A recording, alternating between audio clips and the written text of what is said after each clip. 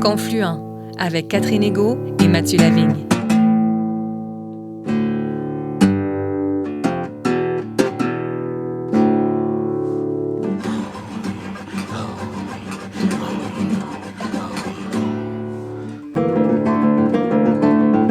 Bonjour Mathieu Lavigne, quel bonheur de vous retrouver. Bonjour Catherine Egault, c'est un bonheur partagé. Et 1000 fois multiplié par le plaisir de vous retrouver, vous aussi, chers auditeurs et auditrices de Confluent, l'émission qui donne la parole au premier peuple et à leurs alliés. Nous poursuivons cette semaine notre conversation avec la lumineuse et très talentueuse Natacha Canapé-Fontaine. Inou de Pessamit, Natacha Canapé-Fontaine peut s'enorgueillir, malgré son jeune âge, d'une longue et fructueuse carrière comme autrice, slameuse et militante. La poésie, un art qu'elle considère comme complet, reste toutefois le cœur même de son rapport au monde. Après 4 recueils de poésie, Natacha Canapé-Fontaine vient de faire paraître aux éditions XYZ son tout premier roman, Naetaquan, Un silence pour un bruit. Elle a par ailleurs récemment lancé son premier CD, Nui Pimouten, Je veux marcher.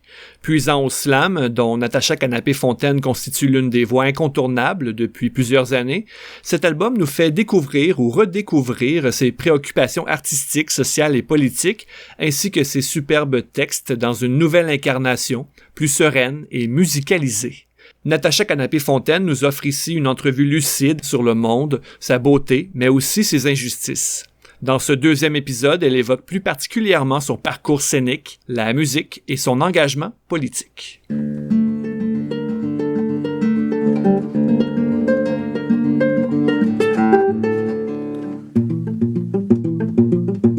Vous venez de faire paraître Nui Pimouten, c'est très très réussi, puis c'est par rapport au slam, le slam a toujours une tonalité peut-être un petit peu plus vindicative, un peu plus affirmée.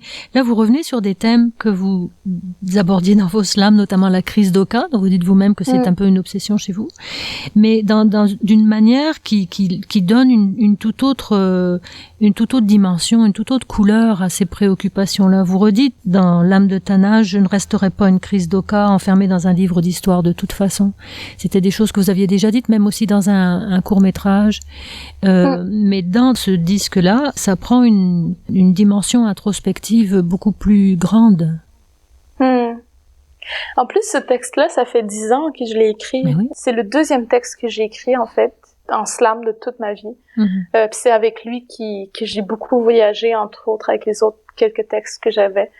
Donc, il y a quand même eu beaucoup de gens qui l'ont entendu par le passé, sous différents tons aussi. Mais pour l'album, c'est sûr, tu sais, comme on se disait, les gens vont l'écouter soit dans la voiture ou chez eux et tout ça, tu sais. Puis, en même temps, on a voulu comme en spectacle, par exemple, ou sur scène depuis toujours, j'ai toujours fait dans le ton puis le débit que je veux, tu sais, sur le moment, je le performe, tu sais, ce texte-là. Et je me suis dit, des fois, quand je parle tellement vite, les gens, ils ont pas le temps de tout comprendre ou entendre chaque mot correctement. Et je m'étais dit, on va l'enregistrer, puis on va prendre le temps, puis comme ça, les gens vont entendre chaque mot, puis prendre le temps de méditer là-dessus. Mais ça fait 10 ans que ce texte-là que je l'ai avec moi. Puis j'ai vraiment voulu qu'il soit sur le premier album parce que ou le premier album que j'allais faire, je sais pas, mais le premier album, parce que comme ça fait 10 ans, en même temps il sort 10 ans, exactement 10 ans plus tard, je voulais l'enregistrer non seulement pour tous ceux qui l'ont déjà entendu, mais aussi pour moi-même, tu sais, puis aussi pour ceux qui l'ont pas entendu, ces revendications-là, ces pensées-là, ces réflexions sont encore dans mon quotidien, sont encore dans ma tête. Je me questionne encore par rapport au territoire, par rapport à la cohabitation entre Québécois et Autochtones, puis tout ce que ça veut dire, tout ce que ça implique politiquement et socialement, tu sais. Et en fait, aussi tout ce qui se passe dans les communautés encore aujourd'hui, c'est relié à une cohabitation qui, je pense, du territoire qui est mal partagé lui-même. Fait que c'est pour amener à la réflexion, puis j'ai toujours été comme ça, tu sais, j'ai besoin qu'on réfléchisse, qu'on continue à réfléchir à ces questions-là, puis qu'on n'oublie pas, en fait, parce que même si on est dans la poésie ou dans le roman, on est rendu ailleurs, il y a encore ces questions-là qui valent encore la peine d'être posées. Donc, je me suis dit, avec cet album-là, je vais pouvoir redonner ce qui m'habite encore aujourd'hui. Revenir sur des préoccupations, mais d'une autre manière. Est-ce que vous diriez que vous vous êtes apaisé depuis 10 ans? Apaisée, je pense que, en quelque sorte, oui, mais en même temps, j'ai jamais été aussi inquiète de l'avenir que maintenant. C'est comme, c'est sûr, je suis beaucoup moins en colère, mais la colère, c'est simplement, à force de la porter, on se fatigue. Donc c'est plus de la mélancolie qui reste finalement de voir encore des injustices. Puis en même temps, il y a de plus en plus d'actions qui sont menées, donc c'est sûr qu'il y a un apaisement de ce côté-là. Mais de voir parfois encore aujourd'hui l'hypocrisie de certains gouvernements, c'est pas rassurant du tout. Puis en même temps, je pense que la prochaine génération de jeunes, ceux qui vont venir après nous, c'est vraiment ceux qui vont, je pense, reconfigurer les relations d'une toute autre façon, parce que les gens qui sont un peu partout aujourd'hui, je pense qu'on est encore des gens marqués par le fait qu'on était qui vivent encore avec un peu des conséquences des pensionnats, je dirais. Mm-hmm. La prochaine génération a vécu beaucoup moins avec ces conséquences-là directes. Donc, je pense que la jeune génération qui entend beaucoup plus d'écrivains, beaucoup plus de philosophes, beaucoup plus de gens qui pensent le monde, qui pensent aussi la cohabitation, les relations, les jeunes sont déjà en train d'imaginer le monde tout autrement, puis dans les prochaines années, je pense qu'on va assister à une complète reconfiguration des relations. Mm-hmm. Ils se sentent moins seuls, probablement aussi, hein, d'entendre raconter des histoires. Ouais. Qui es-tu? Pourquoi me demandes-tu d'où je viens, quand c'est toi-même qui m'as désarmé de mes armes de chasse? Territoire, terri-terre, terri-mater, terri-ram, terram, terri, paguez-moi la vie, l'existence, entre les lignes de ma sale ignorance sur mes propres terres. Territoire-moi la preuve que t'en connais plus que moi-même. Enterre-toi les épreuves de mon holocauste et de mes derniers vestiges territoriaux. Fais-toi des bibliothèques, des archives sur le prologue, préface-toi l'oralité de ma mémoire, la territorialité de ma langue pendue aux dernières cimes identitaires. Alors ne t'étonne pas si je te rappelle que je me souviendrai à l'évidence. Toi-même, tu te caches un regard fuyant les loups de ma colère. L'ignorance est funèbre. Où est la différence? Je suis zèbre de langue et de couleur de peau. Je suis blanche l'hiver et brune la terre. Je me mets la terre et le ciel sont scindés en deux brises rives frêles, couchées sur l'éternel éther délibéré. Je les aurais faites miennes, ces cavernes aux mains soufflées de jouvence. Mais voici, on vit mieux sur tes villes que sur tes réserves, mon peuple, surpeuplé en ses propres demeures, délabrés villages renfermés. Quoi? Tu te prends pour le castor avec tes barrages? Tu te prends pour l'orage pour détourner les rivières? Cesse donc de te croire maître des étendues sauvages et reconnais donc notre existence. Car plus rien n'existera pour ta propre descendance. Combien de fois dois-je te le dire? Combien de fois dois-je le hurler? Combien de fois te l'écrire? Je survivrai. Je survivrai parce que je dois me battre pour enfin entendre le battement de nos cœurs remplis d'espoir, le battement de nos tambours venus de notre temps.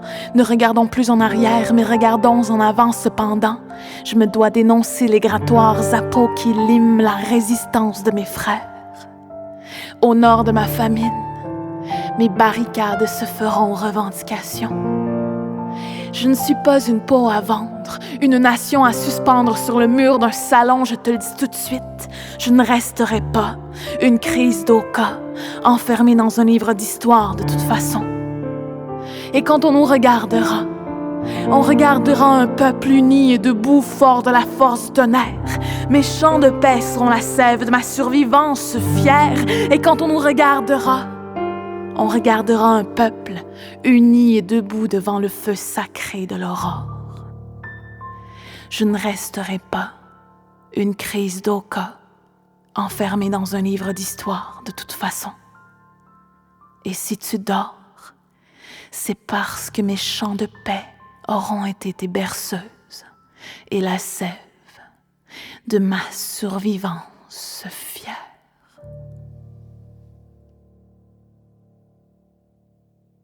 Vous êtes une femme très engagée, Natacha Canapé-Fontaine. Ça s'exprime dans tout ce que vous faites, en fait. dans la poésie, dans le roman. Et puis, ça s'exprime de manière particulièrement claire et affirmée dans des essais auxquels vous avez participé, notamment Koué, je te salue, qui est un échange de lettres avec Denny-Élise Béchard, dans lequel vous parlez de racisme. Lui a des origines québécoises, mais il a grandi dans l'Ouest, il est moitié américain aussi, donc son identité n'a pas été linéaire, et puis vous êtes autochtone. Qu'est-ce que ça donne d'écrire des essais? On dit souvent, les essais, pas grand monde qui lit ça, puis les gens qui lisent ça, ils savent déjà ce qu'il y a dedans, etc. Est-ce que vous trouvez que c'est un livre qui a eu des échos, qui a changé les choses? Mon Dieu, que je te salue, ça a été, moi, au début, je pensais que ça allait être un sujet qui allait pas être très porteur. En fait, à l'époque, surtout quand on a commencé à écrire en 2015, puis il a été publié début 2016, c'était pas un sujet qui était à l'ordre du jour du tout à ce moment-là. Fait que je m'étais dit, bon, on a essayé une conversation. Puis peut-être ce genre de conversation honnête aussi, elle est pas du tout attirée. Puis encore là, la forme de l'essai, non, encore moins, tu sais. Puis finalement, des années plus tard, tu sais, on l'a réédité pour l'année dernière, début 2021. Mais c'est ça, il y a un an, en fait, avec des nouvelles lettres, parce qu'on a vu 2020 avec George Floyd, avec Joyce Echaquan au Québec, qui est vraiment comme toute la question du racisme et la discrimination de revenir sur toutes les bouches, finalement. Puis, en fait, le livre s'est vendu en 2020, là, je sais plus à combien, durant toute l'année. Puis dans les librairies, c'était le livre qui est parmi ceux qu'on demandait le plus, parce que c'est comme si les gens se souvenaient de ce livre-là. Je sais pas qu'est-ce qui s'est passé. Peut-être que les librairies ont voulu comme reproposer ce livre-là. En tout cas, il est vraiment revenu comme tout le monde en parlait. Tout le monde a recommencé à m'en parler. J'ai lu Quoi, je te salue, ou je l'ai relu cette année parce que... Puis ensuite, Éco-Société, c'est quand ils ont vu justement les chiffres, tu sais, ils ont dit pourquoi est-ce qu'on referait pas d'autres lettres, tu sais, c'est eux qui nous ont proposé ça à Denis et moi. Puis Denis, lui qui est aux États-Unis en plus, donc il est très très près de qu'est-ce qui se passait, surtout à l'époque là, autour de George Floyd. Puis juste avant, il y avait eu Wet'suwet'en, la crise et tout ça. Et on s'est dit, bon, je pense que on aurait du matériel pour revenir sur ce dont on a déjà parlé, mais faire aussi tenter de faire, pas le résumé, mais de peut-être le résumé de nos réflexions dans l'année, tu sais, et en plus, donc, j'étais en train d'écrire la dernière lettre quand l'événement avec Joyce est arrivé, donc c'était tout qu'un timing assez phénoménal. Puis finalement, encore une fois, le livre est réemprunté, racheté. Donc finalement, on s'est dit qu'on a bien fait de l'augmenter un peu, tu sais, pour remettre pour faire, je pense, aider les lecteurs peut-être à se dire, ça fait 5 ans qu'on a fait cette conversation, mais encore aujourd'hui, ça n'a jamais été autant d'actualité, puis important de continuer la conversation. Puis à la fin du livre, il y a quelque chose pour les étudiants aussi, pour se poser des questions sur leur relation au racisme. C'est ça, qu'est-ce qui devrait être fait et tout ça. Fait que je pense que ça aide à la discussion, j'imagine, à la réflexion. Donc, c'est ça, ça a pris une envergure plus grande que j'aurais jamais imaginé, finalement. Puis c'est un essai qui est très personnel, qui est très introspectif aussi, qui est très tendre. Hein. Vous dites des choses, vous parlez, bon, vous écrivez l'un à l'autre, mais vous dites des choses qui sont très personnelles. C'est pas du tout désincarné. Non, c'est ça. Je pense que c'est parce que nous-mêmes on l'a compris même après, ou beaucoup plus après avoir fini le livre. On s'est rendu compte en fait que parler de racisme et de discrimination, finalement c'est intrinsèque à nos vies personnelles. Et surtout pour ceux qui vivent le racisme très profondément, c'est le quotidien, puis ça entre dans le corps, puis il y a tout le traumatisme qui vient avec aussi par la suite. Je pense qu'on sous-estime beaucoup. Et donc, finalement, j'ai l'impression que on a pu nommer des choses, justement, en étant tellement honnête qu'on est devenu très personnel.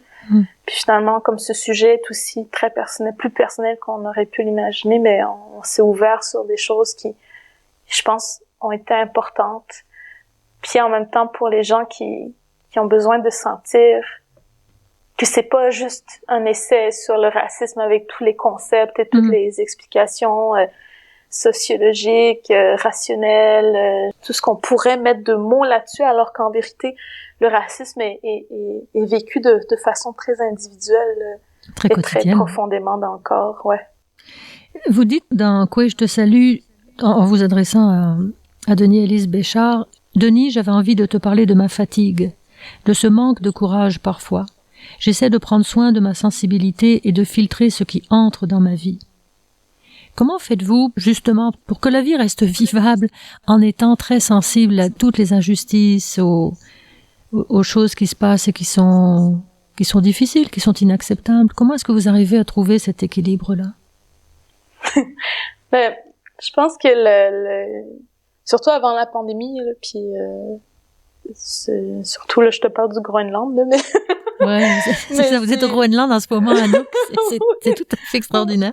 Ouais, mais je suis venue ici pour travailler, mais vraiment avant la pandémie, c'était ma façon de pouvoir toujours mieux respirer, c'était de sortir du pays, sortir du Québec aussi, puis de voir autre chose, c'est sûr, mais aussi c'est pas nécessairement comparer, mais c'est comme j'observe ailleurs ce qui se passe, fait que ça me donne comme une récapitulation de qu'est-ce qui se passe au Québec, tu sais, et aussi des fois comme Anouk, par exemple, ici au Groenland, c'est une société autochtone à la base, c'est 80% de Groenlandais Inuits. Et je me sens, tu sais, je sors dehors, puis partout où je vais, c'est que des Inuits, tu sais, c'est sûr, il y a des Danois, puis même Nuuk, c'est une ville très cosmopolite aussi, donc il y a un peu mon côté métropolitain que je rejoins quand même ici, là, parce que j'aime Montréal profondément. J'aime le côté, justement, mélange des cultures et tout ça, mais, tu sais, d'être dans une société autochtone, ça me fait profondément du bien, moi, par exemple.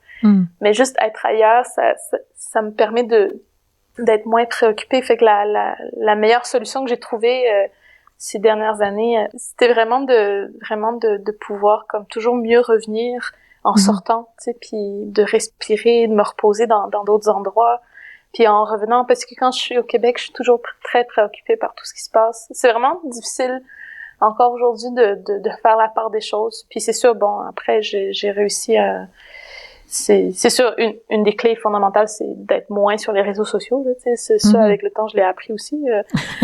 Mais à la dure peut-être. Oui, c'est ça. Mais c'est vrai. Mais en même temps, dès que tu sors dans la rue, quand même, tu t'entends parler de ces choses-là, tout ce qui peut se passer dans le moment présent, t'en entends parler toujours, fait que tu le sens dans l'ambiance dès que tu sors de chez toi. Est-ce que c'est moi qui reste? Est-ce que c'est moi qui pars? Est-ce que c'est moi qui reste? Je pars. C'est moi qui reste.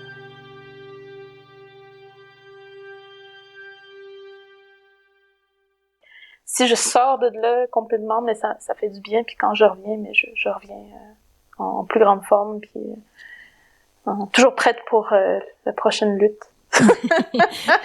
Ben, la lutte, elle s'exprime encore une fois dans un essai dont vous venez de signer l'avant-propos. Ça s'appelle « Ceux qui nous lient ». Ça a été écrit en fait par des membres de Québec solidaire et beaucoup de députés de Québec solidaire aux éditions Éco-Société. Et le sous-titre, c'est l'indépendance pour l'environnement et nos cultures. Alors ce sont des membres de QS, des députés qui s'affirment ouvertement souverainistes, donc ils veulent la souveraineté pour le Québec. Et vous avez écrit l'avant-propos de ce texte-là. Est-ce qu'il y a un paradoxe entre le fait d'être autochtone et le fait d'appuyer l'indépendance du Québec? Je pense que avec le temps, en fait, l'expérience d'être autochtone au Québec commence de plus en plus à s'éloigner de l'expérience d'être autochtone au Canada. Puis en même temps, c'est très très rapproché, mais je pense qu'avec le temps, ça commence à devenir une vraie différence. Dans le sens que je constate en retournant chaque fois dans le Canada anglophone, dans mes liens avec les autres autochtones, il y a vraiment comme être francophone, autochtone, c'est vraiment, je sais pas comment encore le décrire cette expérience-là, mais puis on le voit aussi par rapport aux politiques gouvernementales, il y a une différence entre Québec puis Ottawa. Puis comment est-ce que Québec, parfois, va appliquer les politiques gouvernementales fédérales dans les communautés. Puis on l'a beaucoup vu, j'ai envie de dire, pendant la pandémie aussi. Puis en fait, la pandémie m'a même permis de recommencer à réfléchir à tout ça. Mais, et je me suis dit, moi, j'ai toujours réfléchi à l'indépendance depuis très jeune, en fait, dans le sens que je pense que dans l'environnement que j'étais à Bécomo, ou peut-être pas l'environnement, mais j'ai toujours entendu parler de l'indépendance, puis justement la déception, tu sais, de pas l'avoir obtenue. Puis après, j'ai toujours été interpellée par l'idée d'être autonome, d'être autodéterminée. Puis je pense que les luttes autochtones, c'est beaucoup ça, en fait.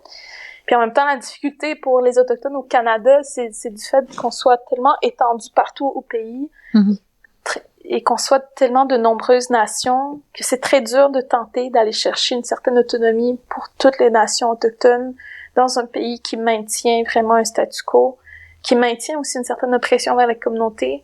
Fait qu'à un moment donné, avec le temps, je pense qu'il s'est creusé, c'est l'idée que si jamais on devait devenir, parce que je pense que c'est un rêve ou un projet qui reste quand même chez les Québécois, tu sais, peut-être pas dans la majorité, mais qui refait surface de temps à autre, qui pourrait devenir éventuellement possible. Moi, je pense que ce serait possible, je pense, dans l'avenir, si on le veut vraiment. Et de mon côté, en tant qu'autochtone francophone, de toute façon, je pense que si on fait l'indépendance, il faudra discuter de territoire avec les communautés. Et je pense qu'à ce moment-là, il faut déjà, si on parle d'indépendance aujourd'hui, il faut absolument c'est pas intégrer le mot, mais il faut vraiment commencer la discussion avec les nations autochtones du Québec tout de suite et ne pas être en retard au moment où on va être prêt d'avoir l'indépendance, tu sais. Donc, et en même temps, personnellement, je pense que ça pourrait être une façon pour nous de nous autodéterminer à notre façon si les gens qui vont faire l'indépendance dans le futur vont nous le permettre, tu sais. Mais je pense que pour nous, il faut déjà l'affirmer que c'est ce qu'on veut. Parce qu'on l'a vu avec les Atikamekw dans les dernières années, leur déclaration de souveraineté a été très importante, non seulement pour eux, pour leur nation, mais aussi pour les autres nations autochtones du Québec, et finalement pour d'autres nations autochtones au Canada. Et je pense que il faut... ce que je voulais avec cet avant-propos, en acceptant de la faire, c'est vraiment comme commencer la discussion.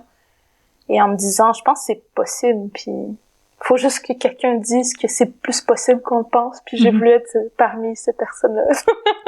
Est-ce que ça vous a attiré des incompréhensions ou des critiques, peut-être? Pas du tout, c'est ça. C'est drôle. Moi, je m'attendais un peu plus au contraire, tu sais, j'étais comme plus prête même à débattre, tu sais, j'étais comme, non, je sais. Mais finalement, c'est comme, en fait, soit des gens étaient surpris, puis je suis comme, en même temps, on n'a jamais eu ces conversations-là, mais si on les avait eues dans les dernières années, vous l'aurez su tout de suite, que ça faisait partie de mes réflexions, mais puis en même temps, certaines personnes, on dirait que, surtout chez des personnes autochtones, on dirait que ça les interpelle beaucoup. L'idée de la possibilité qu'on devienne des nations au Québec dans une idée d'indépendance, puis une idée surtout de, si on a la chance surtout, puis j'aime pas le dire le si, mais parce que pour moi c'est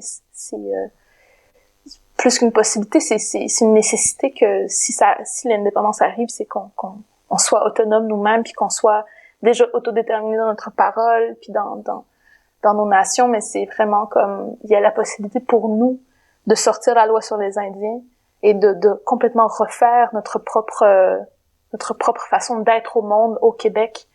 dans une intonation future. Vous dites dans cet avant-propos, pour les Inuits, le rêve est important. Il servait autrefois comme outil dans le territoire pour nous retrouver lorsque nous étions perdus, pour communiquer entre nous, et finalement pour savoir vers où nous diriger. De quoi rêvez-vous, Natacha Canapé-Fontaine? Je rêve que tout le monde soit bien. C'est très généreux. Mais surtout nous, tu sais, dans le sens que depuis quelques jours, puis je savais je veux dire, c'est comme ça depuis très longtemps, mais depuis quelques jours, je suis revenue dans cette réflexion-là de ma relation par rapport à l'état des communautés. Tu sais, certaines communautés sont beaucoup plus aux prises avec certaines problématiques que d'autres, puis on n'arrive pas à les sortir. Tu sais, c'est pas un manque de volonté de la part de la communauté, mais c'est plutôt un manque d'action gouvernementale totale, tu sais, puis autant au Québec qu'au Canada. Fait que ce dont je rêve, c'est qu'on ait des communautés prospères, puis qu'on puisse simplement sortir la loi sur les Indiens, puis qu'on ne soit plus dans un état d'oppression puis de rapport de force. Puis c'est vraiment, quand je dis que je veux qu'on soit bien, c'est que si on est bien, je veux aussi j'imagine que ça va amener aussi une idée de bien-être pour tous ceux qui sont autant qui peuvent être démunis, qui peuvent être sans toit, qui peuvent être, je pense que si pour nous ça avance, ça va avancer aussi dans l'empathie générale, je pense, vers d'autres personnes qui peuvent être aux prises dans des rapports de force comme ça en société. Donc, le rêve s'étend à tout le monde, finalement, à ce qu'on soit tous bien. Eh bien, Natacha Canapé-Fontaine, merci beaucoup de cette entrevue. Merci, Tinoche Comoten, merci. À bientôt.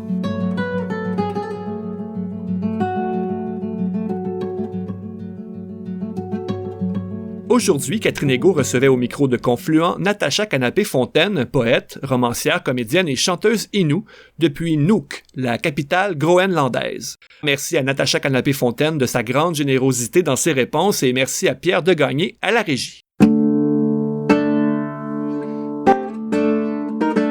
L'émission Confluent est portée par l'organisme Mission Chez Nous. Pour redécouvrir nos invités au fil de nos entrevues, www.missioncheznous.com. À très bientôt, Mathieu Lavigne. À très bientôt, Catherine Egault. Merci d'être fidèle à notre émission, chers auditeurs et auditrices. Rendez-vous la semaine prochaine pour un autre épisode de Confluent.